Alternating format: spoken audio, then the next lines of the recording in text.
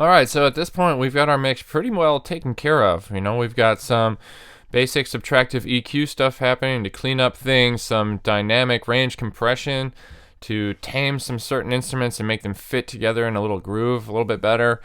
We gated a couple of things to prevent some of the external noise, and we've also, mixed volume balance, panning balance, and set up some reverb sends. So really, we're most of the way through a basic mix, what I would want you to get through an introductory course of this kind of stuff. So you've got the feel for most of these things. What we're going to do is just do some final checking on some things, maybe apply a little bit of limiting like we've done with other productions onto the master track, just to sort of simplify the mastering process for an introductory level course. And then we're going to bounce these things to disk and just make sure that we compare the before and after before we submit. So real quick, I'm going to, with fresh ears, listen to this song just a little bit more. And what I might do here is select my no master group and see if I need to make any adjustments to the overall volume of everything altogether. So I'm specifically looking at my master meter now and just checking on how the levels look there. I don't want to pull down the master volume at all. I wish this fader wasn't even there. Really, it's going to be a matter of making adjustments here now. Did the postman forget me today? So I'm just inching it down just a tiny bit, and then what I'm going to do is apply a little bit of limiting on that master fader. So with the Maxim, you would find it here under Dynamics. You said your message was coming through, but where is it? Oh, where is Set my ceiling just under 0. And lowering my threshold is going to increase my volume a little. I did not get your fucking letter. Listen to the difference before and after. And there's no boxes in my door.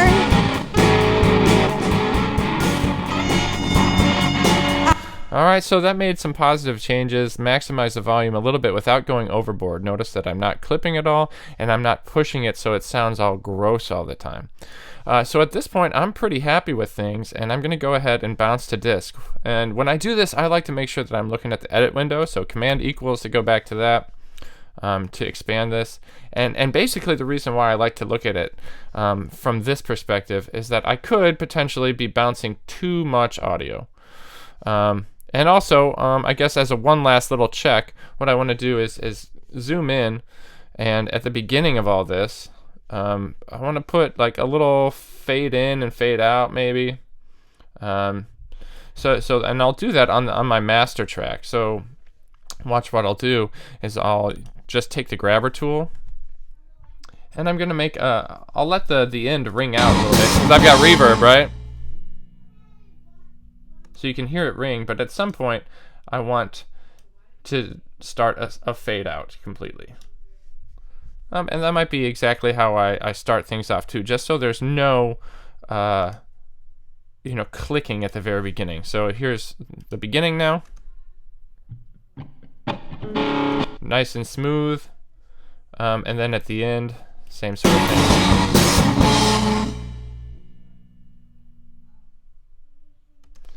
So there's no just like abrupt ending if there's any reverb sort of left over. And I might even, move that up a scotch and let that fade out a little bit more like that.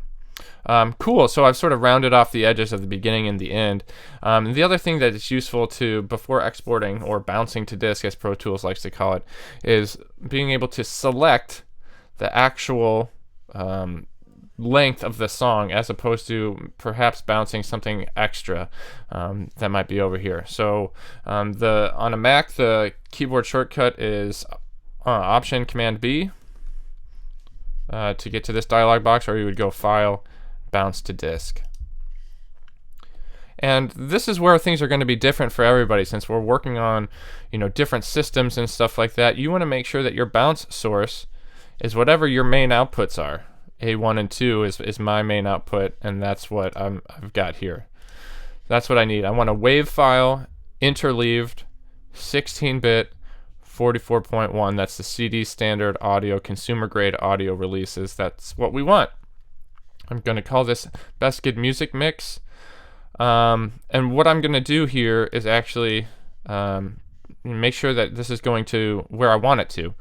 So it's going to the folder for this particular session, into the bounced files folder. That's perfect. So bounce to disk. You want to make sure that offline is checked. That'll make sure that it goes by really quickly through this process, instead of making you listen to the entire song in real time, which would take about 2 minutes and 18 seconds or so. So here we go, bouncing to disk.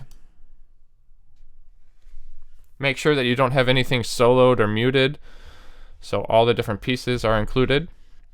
And then if I look here, in my bounced files folder for this, I should have my music mix. Now I went ahead and bounced a version before we did any mixing, and that's what I wanted to do now, is import both of these back into here and see what they sound like, one after another. Just, before you submit, you should always do something like this to make sure that things are as good as you want them to be. So I'm going to group these together and put them right at the top. And the next thing I need to do is go to options and change my solo mode to cancels previous. That way I can listen to one and then listen to the other and only have to click one button and be able to go back and forth. The other thing that you need to do in order to do this process is to bypass the limiting plugin we put on the master. Otherwise, we're going to hear these two versions both going through that limiter again, which is not what we want. So I'm going to start with the original and take a listen, and I'm just going to switch back and forth to make sure I'm happy with the differences.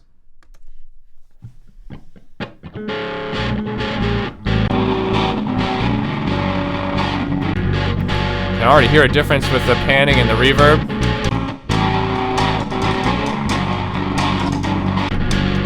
Sounds more professional for sure. Hear how the saxophone is overwhelming the voice? Get me today.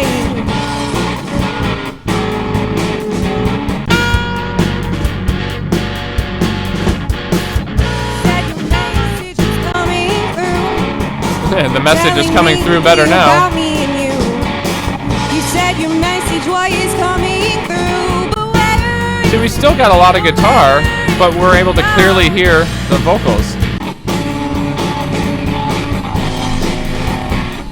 I did not get your fucking letter.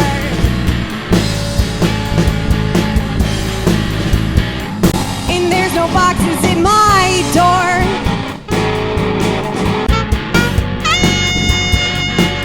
Yeah, so I'm really happy with the way this turned out. So, you're going to want to go through that double check, and then you simply submit that completed audio file folder, the audio file.